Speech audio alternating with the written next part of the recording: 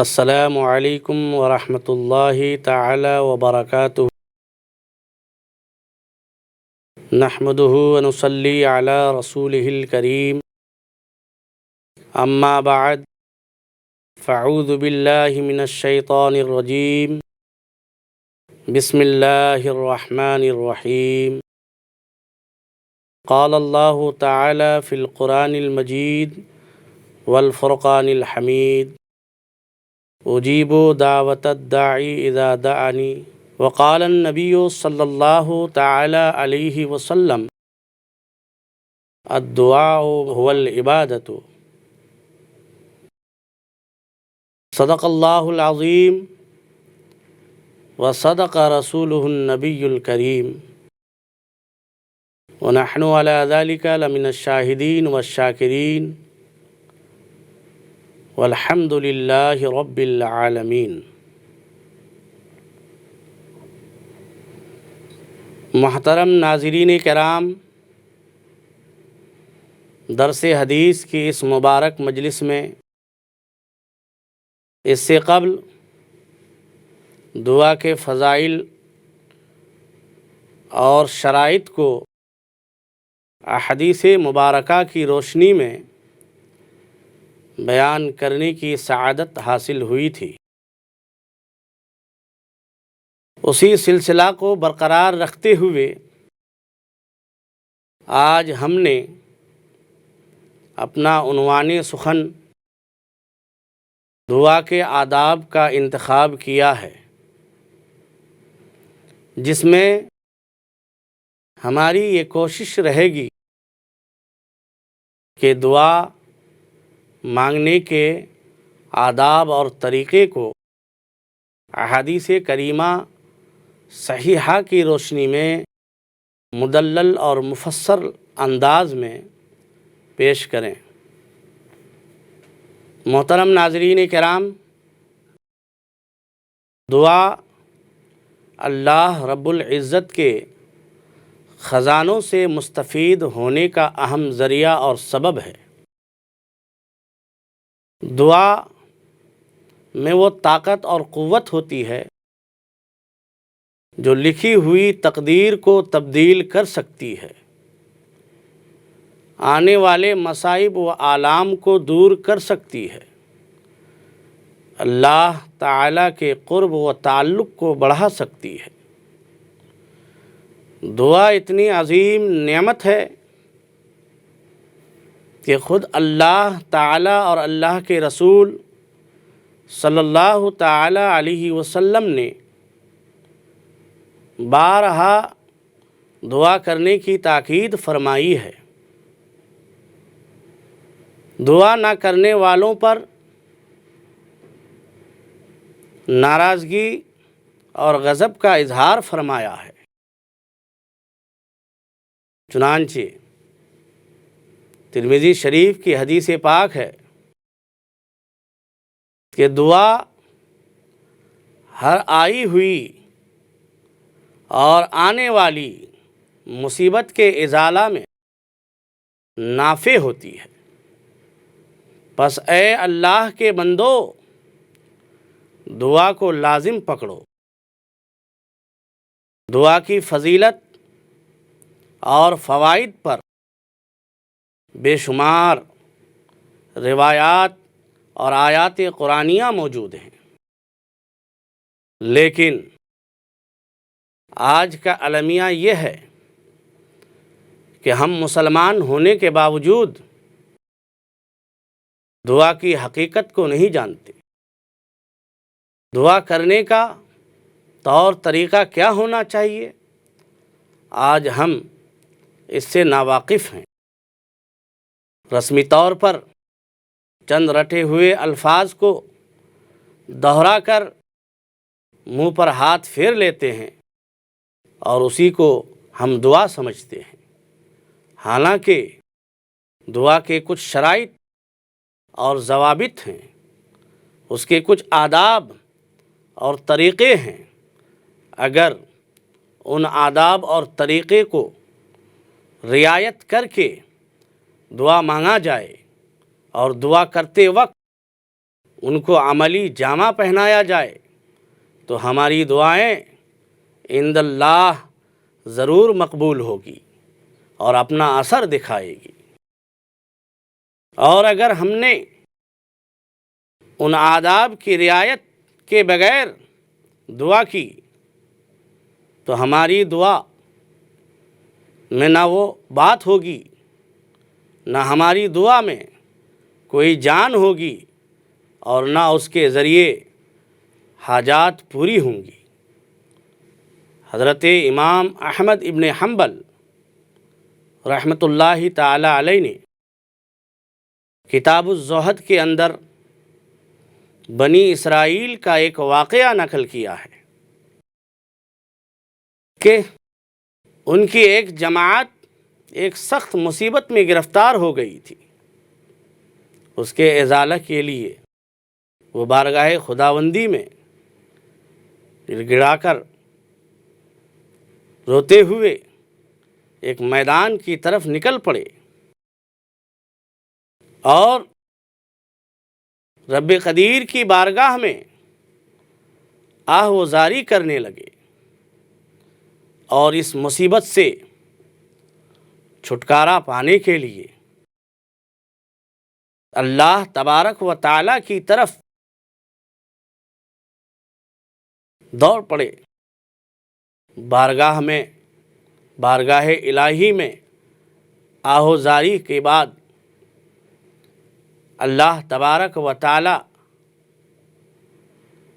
کی طرف سے وحی آئی کہ نجس بدنوں کے ساتھ جمع ہو کر میرے سامنے دعا کے لیے ہاتھ اٹھائے رکھے ہو، حالانکہ ناحق خون سے تم نے اپنے ہاتھوں کو گندا کر رکھا ہے اور اپنے گھروں کو حرام چیزوں سے بھر لیا ہے، لہذا اے بنی اسرائیلیو، میرا غضب تم لوگوں کے لیے سخت ہو چکا ہے، اب تم مجھ سے دور ہی رہو گے۔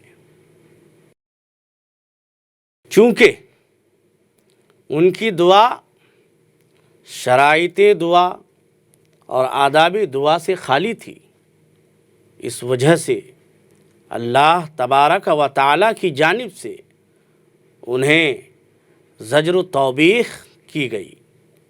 اسی طرح نبی کریم صلی اللہ تعالی علیہ وسلم نے بھی دعا کے آداب کی رعایت کو لازم قرار دیتے ہوئے ارشاد فرمایا ہے، اللہ تعالی غافل کی دعا قبول نہیں فرماتا، جس کا دل یاد الہی سے غافل ہو ایسے شخص کی دعا اللہ تبارک و تعالی قبول نہیں فرماتا ہے۔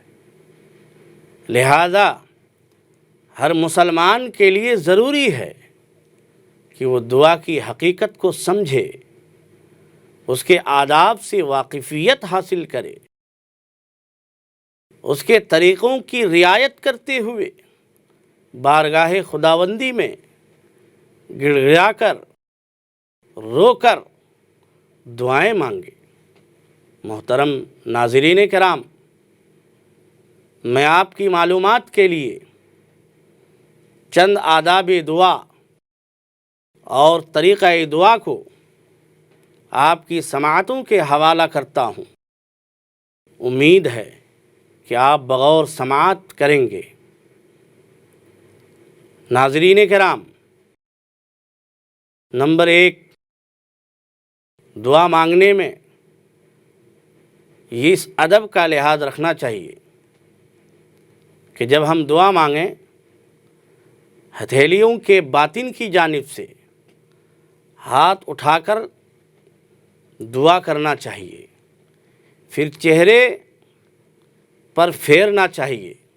چنانچہ حدیث پاک میں آیا ہے، عن عمر بن الخطاب قال كان رسول اللہ صلی اللہ علیہ وسلم اذا رفع يديه في الدعاء لم يحطهما حتى يمسح بہما وجہہ، یعنی حضرت عمر ابن خطاب رضی اللہ تعالی عنہ بیان فرماتے ہیں کہ جب رسول اکرم صلی اللہ تعالی علیہ وسلم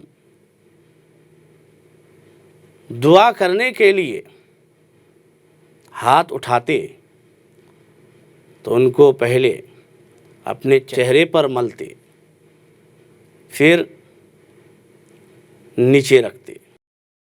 اپنے ہاتھ کو چہرے پر ملنے سے پہلے نیچے نہیں رکھتے تھے۔ دوسرا ادب، دعا کرنے والا پہلے اللہ سبحانہ تعالیٰ کی حمد و ثنا کرے، پھر رسول مقبول صلی اللہ تعالیٰ علیہ وسلم پر درود شریف پڑھے، اس کے بعد دعا کرے، اور آخر میں پھر درود شریف پڑھ کر اپنی دعا کو ختم کرے۔ تو دعا میں ان آداب کا خیال رکھنا بے حد ضروری ہے، تب دعا قبول ہوتی ہے۔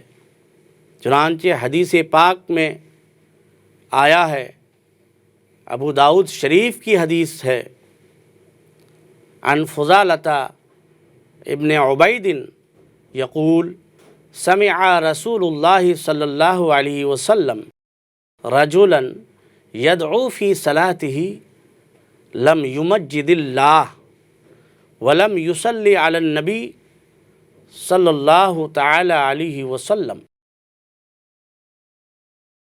فقال رسول اللہ صلی اللہ تعالی علیہ وسلم اجل ھذا ثم دعاہ فقال له او لغیرہ اذا صلی احدکم فلیبدأ بتمجید ربہ والثناء علیہ ثم یصلی علی النبی صلی اللہ تعالی علیہ وسلم ثم یدعو بما شاء۔ محترم ناظرین، اللہ کے نبی صلی اللہ تعالی علیہ وسلم نے اپنے اس فرمان مبارک میں ایک شخص کو دعا کرتے ہوئے سنا جو نماز پڑھ رہا تھا، نماز کے بعد دعا کر رہا تھا۔ اس نے دعا میں نہ اللہ تعالیٰ کی حمد و ثنا کی اور نہ ہی نبی کریم صلی اللہ تعالیٰ علیہ وسلم پر درود شریف پڑھا، تو رسول اللہ صلی اللہ تعالیٰ علیہ وسلم نے فرمایا اس شخص نے دعا میں عجلت کی، جلد بازی سے کام لی۔ دعا اس قدر جلدی نہیں ہونی چاہیے، دعا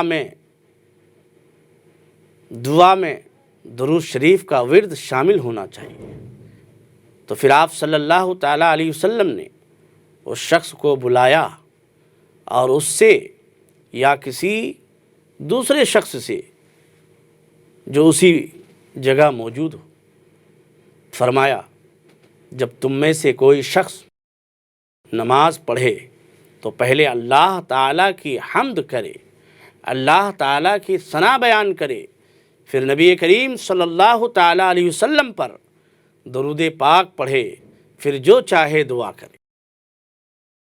اور ایک دوسری روایت میں حضرت عبداللہ ابن مسعود فرماتے ہیں کہ تم میں سے کوئی شخص جب دعا کا ارادہ کرے تو پہلے اللہ تعالیٰ کی ایسی حمد و ثنا کرے جس کا وہ اہل ہے، پھر نبی کریم صلی اللہ تعالیٰ علیہ وسلم پر درود شریف پڑھے، پھر اس کے بعد دعا کرے، تو اس کی دعا قبولیت کی طرف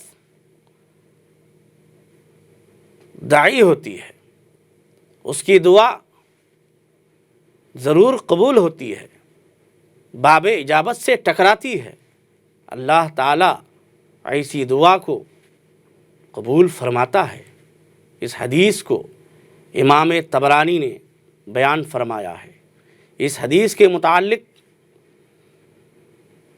محدثین بیان کرتے ہیں کہ اس حدیث کے تمام راوی صحیح راوی ہیں، البتہ اس حدیث میں ایک نام، ایک راوی ابو عبیدہ کا ذکر آیا ہے۔ ابو عبیدہ کا اپنے والد سے سماع کے تعلق سے محدثین کے آراء مختلف ہیں، لیکن یاد رہے ہمارے نزدیک یعنی ہم احناف کے نزدیک ابو عبیدہ کا سماع ان کے والد سے ثابت ہے۔ اسی طرح سے ایک تیسری حدیث پاک ہے جس کے راوی حضرت مولائے کائنات علی کرم اللہ وجہ الکریم ہیں۔ آپ فرماتے ہیں کلو دعائن محجوب حتی یصلی علی محمد صلی اللہ علیہ وسلم وآل محمد صلی اللہ علیہ وسلم، یعنی ہر دعا کی مقبولیت پر اس وقت تک حجاب رہتا ہے جب تک محمد صلی اللہ تعالی علیہ وسلم اور آپ کی آل پر درود شریف نہ پڑھی جائے۔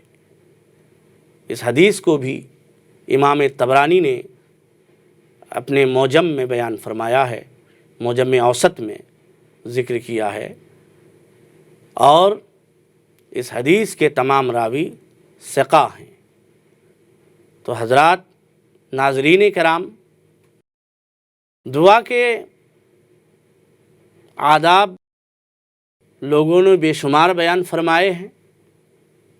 یہ 3 ادب کا ذکر ہم نے کیا، پھر آگے بقیہ آداب دعا آپ سماعت کریں گے۔ وآخر دعوانا ان الحمد للہ رب العالمین۔ السلام علیکم ورحمۃ اللہ وبرکاتہ۔ حدیث مصطفیٰ